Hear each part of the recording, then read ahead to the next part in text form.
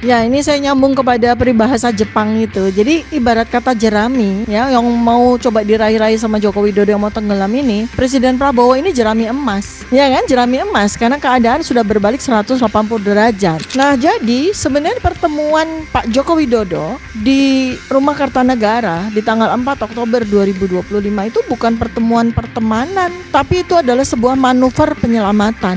Dan saya sudah dari awal memprediksi bahwa Presiden Prabowo hanya menunggu waktu yang tepat aja untuk melakukan tikaman terhadap Gibran.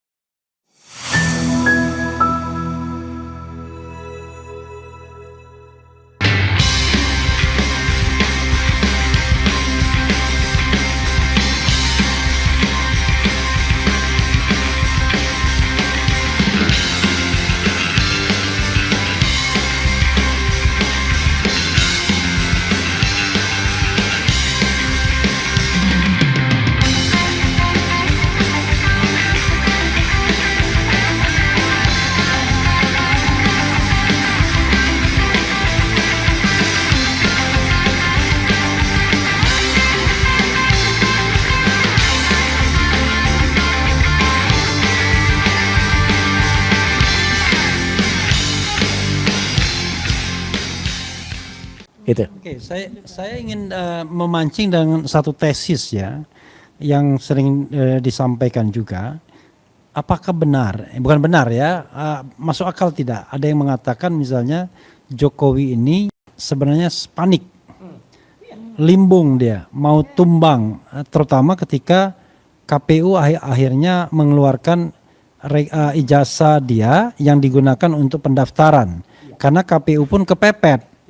Kalau dia tidak keluarkan, ya dia kena Undang-Undang Kearsipan dan Undang-Undang Keterbukaan Informasi Publik karena tidak lagi sebagai informasi yang dikecualikan karena berhubungan jabatan publik.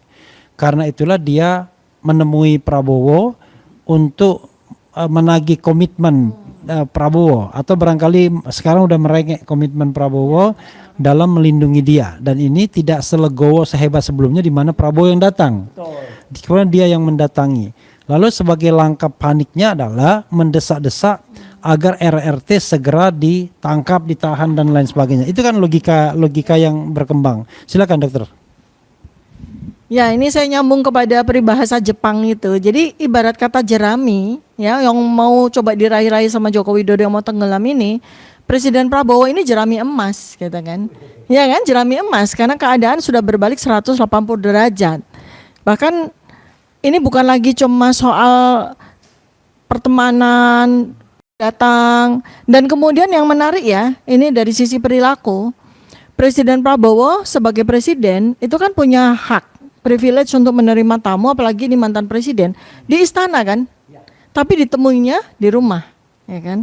Ditemuinya di rumah dan dalam keadaan yang open gitu ya, artinya kita bisa melihat suasana yang terjadi pada pertemuan mereka berdua, dan harap diketahui oleh masyarakat bahwa sesuatu ya, informasi itu jauh lebih banyak dan jauh lebih akurat ya dari perilaku dibanding dari sekedar kata-kata ya. Jadi suasana batin, narasi-narasi yang tidak terucapkan, bahasa tubuh, bahasa wajah ya, itu justru memberikan informasi yang jauh lebih banyak dibandingkan dengan sekedar kata-kata, sekedar verbal yang normatif sifatnya. Ya, nah mungkin saya melihat, mungkin Presiden Prabowo sudah dapat bocoran buku Jokowi White Paper, Mas. Karena di situ kan saya ulas tentang neuroscience perilaku ya, bahwa wajah ini adalah sebuah dokumen yang tidak bisa berbohong gitu ya. Justru dengan bagaimana Presiden Prabowo itu menerima Joko Widodo, Pak Joko Widodo ini di rumah beliau, di rumah pribadi beliau, maka publik diminta untuk melihat dengan seksama apa bahasa tubuh, apa bahasa wajah yang muncul pada pertemuan itu. Dan ini kita belajar, dan saya harapkan juga masyarakat juga bisa dengan mudah belajar melalui buku Jokowi White Paper ya, karena ada banyak bab yang saya tulis tentang hal itu. Nah, jadi sebenarnya pertemuan Pak Joko Widodo di Rumah Kartanegara di tanggal 4 Oktober 2025 itu bukan pertemuan pertemanan, tapi itu adalah sebuah manuver penyelamatan. Nah, ini masalahnya adalah Pak Joko Widodo ini nggak sadar juga bahwa air politik itu mulai meninggi dan mulai menenggelamkan dia. Dalam posisi itu, ya, dia bagaikan orang tenggelam dan dia berharap bahwa Presiden Prabowo akan menyelamatkan. Ya, tidak mungkin. Tidak mungkin. Kenapa? Selama 11 bulan perilaku Joko Widodo itu terhadap Presiden Prabowo itu sama sekali tidak proper dan tidak layak. Apalagi ketika kemudian muncullah Gibran itu sebagai Fufu Fafa. Ya, dan ini jangan lupa nih ya Mas Roy ya, bahwa Fufu Fafa ini akan menjadi bagian yang penting dari buku Gibran's Black Paper, ya. Karena kita juga sudah punya banyak data ya. Akun Fufu Fafa itu memang berapa persen Mas? Milik 99,9. Nah, akun Fufu Fafa itu 99,9% berdasarkan penelitian dari Mas Roy Suryo itu milik dari Gibran Rakabuming, ya. Dan sudah dikonfirmasi oleh BSSN. Nah, sudah dikonfirmasi oleh badan yang sangat kredibel, BSSN, ya. Nah, jadi ini adalah sebuah faktor, ya. Ini adalah sebuah faktor yang datang dari langit, ya. Saya rasa tidak ada satu orang pun yang mengira ya, terjadi sebuah peristiwa di mana muncullah Fufu Fafa itu. Ya, ini adalah sebuah peristiwa yang saya yakin Pak Prabowo aja nggak tahu betapa kejamnya selama ini Gibran itu terhadap beliau, terhadap keluarganya, terhadap anak yang sangat dia cintai.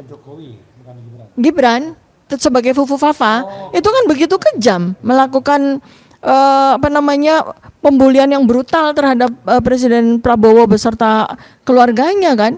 Apakah kemudian dikira Presiden Prabowo diam saja? Oh tidak.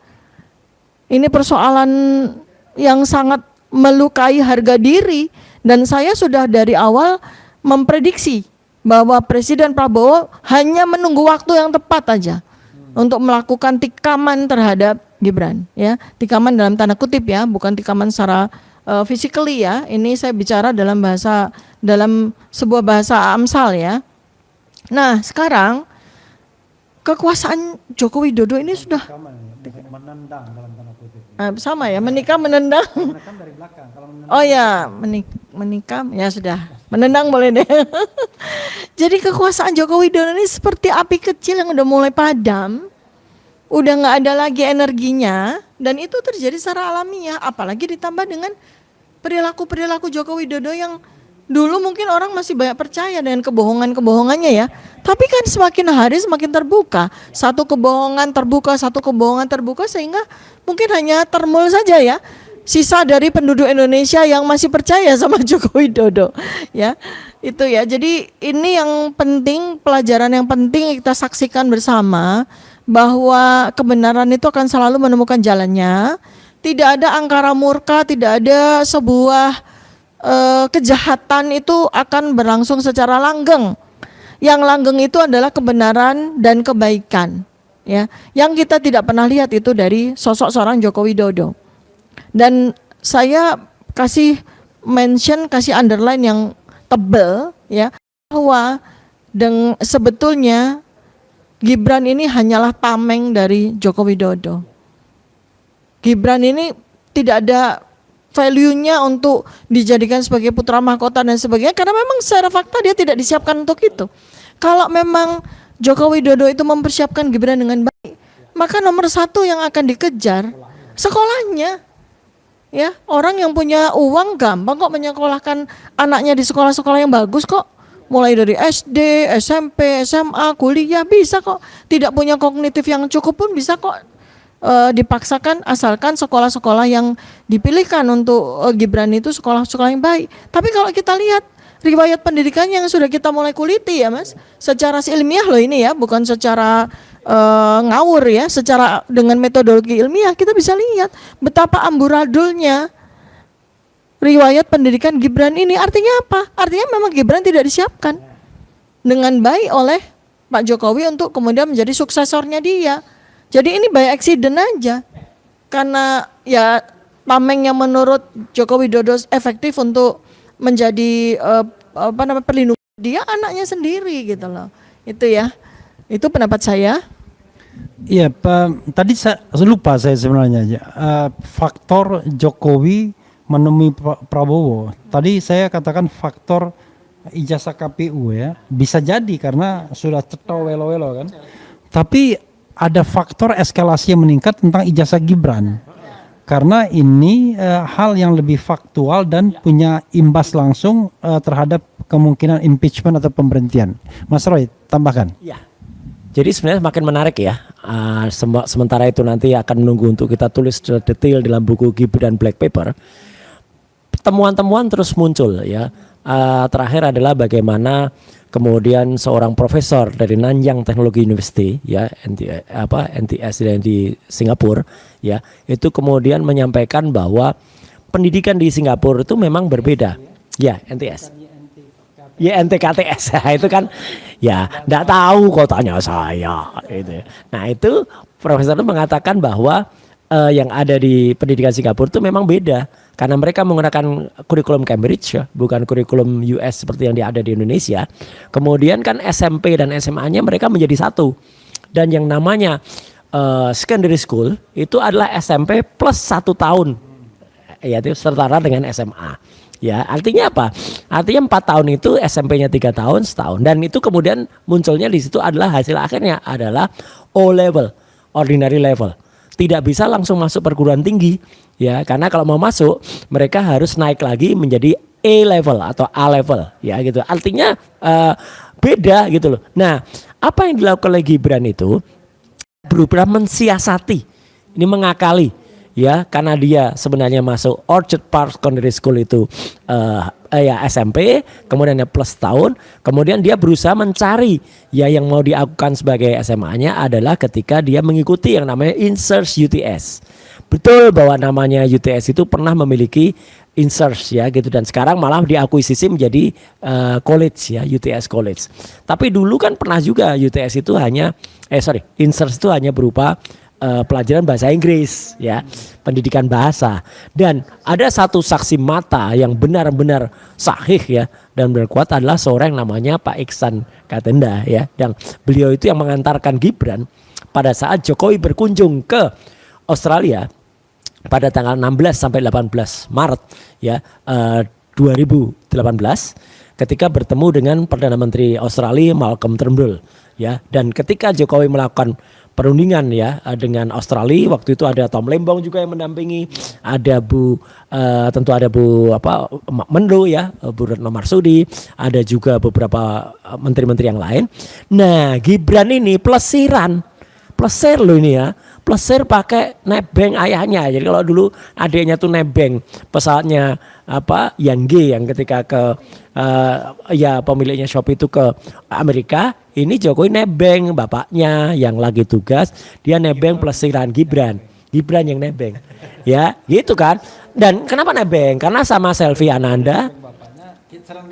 Oh iya, sama anaknya. Jadi 3 ini jadi yang nebeng ya dengan pesawat kenegaraan gitu ya. Jadi artinya dengan Selvi Ananda dan si Jan Etes. Dan kenapa saya bilang nebeng? Karena memang plesir diantar oleh Pak Iksan itu.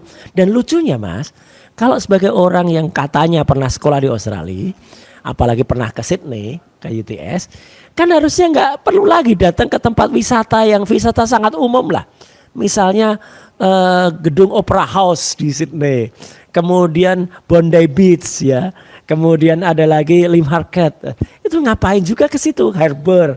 Ya kalau orang sudah pernah pasti dia akan strictly misalnya cari ke, ya bosan pasti ke pegunungan apa atau misalnya ke tempat misalnya khusus katakanlah tempat-tempat belanja yang kemudian itu nah iya. Dan lucunya lagi ketika dia minta diantar ke, katanya dia pernah sekolah kan gitu di UTS Insurge ya katanya, dan ketika di situ dialah mengaku kepada Pak Iksan Katenda itu bahwa dulu saya pernah di sini tapi hanya 6 bulan dan tidak lulus. Dah itu jelas banget tuh statement itu disampaikan. Nah jadi ini makin menarik pendidikannya. Kalau begitu maka kita akan pertanyakan kepada Kementerian Pendidikan Dasar Menengah, kenapa bisa mengeluarkan surat yang sudah sering kita tampilkan ya di RH Channel, yang itu ada surat penyetaraan. Satu, surat itu hanya surat keterangan, harusnya surat keputusan. Yang kedua, sangat tidak logis untuk menyetarakan hanya 6 bulan. Kalaupun itu 6 bulan dia memang benar ya gitu.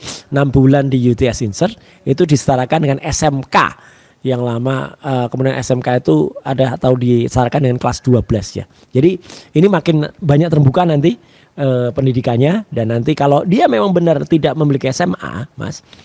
Satu yang pernah terjadi sebagai jurisprudensi atau presiden adalah seorang caleg PSI ini kebetulan yang berasal dari Surabaya, yang dia sudah punya sekolah sampai ke Amerika, tapi karena dia nggak punya ijazah SMA ya gugur. Karena pasal Undang-Undang Nomor 7 tahun 2017 syaratnya adalah SMA, SMK, AMA atau yang sederajat. Gitu Mas. Oke.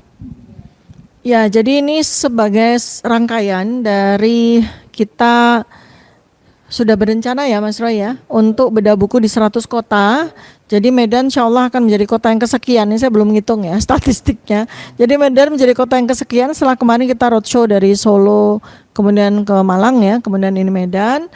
Dan ini adalah bukan hanya sekedar bedah buku, tapi ternyata kita ditunggu oleh tokoh-tokoh Sumatera Utara, Mas, untuk berdiskusi dengan kita, para akademisi, para ulama, tokoh-tokoh masyarakat itu sudah menunggu kita di Medan ya. Dan bukan hanya kota Medan sendiri, Sumatera Utara, dari berbagai kota dan kabupaten yang ada di Sumatera Utara. Alhamdulillah, jadi kami diterima dengan baik dan mudah-mudahan tidak ada aral melintang, tidak ada hambatan, semua berjalan dengan lancar karena yang kita lakukan ya termasuk di Medan ini adalah mensosialisasikan kebenaran, mensosialisasikan keterbukaan fakta ya. Jadi kita tidak melangkah membuat buku Jokowi's White Paper itu dengan kebencian seperti yang selama ini suka disampaikan, didengung-dengungkan oleh para termul, bukan. Kita ini membuka fakta berdasarkan metodologi riset ya, berdasarkan metodologi penelitian. Dan inilah sebetulnya sebuah tragedi bagi Joko Widodo dan keluarganya. Kenapa? Karena sekarang ini ya dia seakan-akan sedang berlari dikejar oleh kebenaran dan dia nggak tahu bahwa ini adalah sesuatu yang tidak bisa dihentikan. Jadi ada sebuah pepatah Buddha gitu ya, filsafat Jepang itu mengatakan bahwa segala sebab inga oho. Segala sebab akan memanggil akibatnya sendiri. Nah, jadi Jokowi ini sedang mengalami itu. Pengejaran RRT terhadap riwayat pendidikan Gibran, ya, kemudian terkuaknya kepalsuan dengan KPU sendiri sudah menyampaikan tentang ijazah apa yang digunakan oleh Joko Widodo untuk maju presiden, dan kita melihat di situ ya bahwa memang betul justru menandiskan, menambah lengkapi temuan kita ya bahwa ijazah Jokowi memang ijazah yang 99,9% palsu. Jadi ini sebetulnya semua adalah ibarat kata hukum tabur tuai ya. Jadi adalah rangkaian sebab yang sebetulnya ia tabur sendiri. Kemudian ini yang bisa saya sampaikan kepada Sobat RH semuanya, sahabat-sahabat seluruh Indonesia, sebangsa dan setanah air ya. Jadi terakhir dari saya bahwa ketika kebenaran telah bangkit, bahkan kaisar pun harus menunduk di hadapan cahaya kebenaran itu. Terima kasih. Assalamualaikum warahmatullahi wabarakatuh. Waalaikumsalam warahmatullahi wabarakatuh. Yang kita hadapi ini kaisar benar memang. Ya, saudara sekalian, itu tadi update terbaru ya mengenai Roy melaporkan, Roy dilaporkan. Dan juga ada bedah buku atau diskusi buku Jokowi's White Paper di Medan besok ya, silakan warga Medan. Kemudian ada juga nanti mudah-mudahan November kita bisa meluncurkan Gibran's Black Paper ya. Jadi ada 2 papers yang kemudian akan terus disosialisasikan dan diinformasikan ke publik sebagai bagian dari hak untuk menyampaikan pendapat atau menyatakan pendapat dan memperoleh informasi yang tidak dikerjakan oleh rezim Jokowi kan gitu. Itu saja saudara sekalian, saya kebetulan sudah datang tamu dari Yakin, Yayasan Konstitusi Indonesia yang menang gugatan di Komisi Informasi, tetapi tidak juga dipenuhi apa yang diputuskan. Wassalamualaikum warahmatullahi wabarakatuh. Keren, cerdas.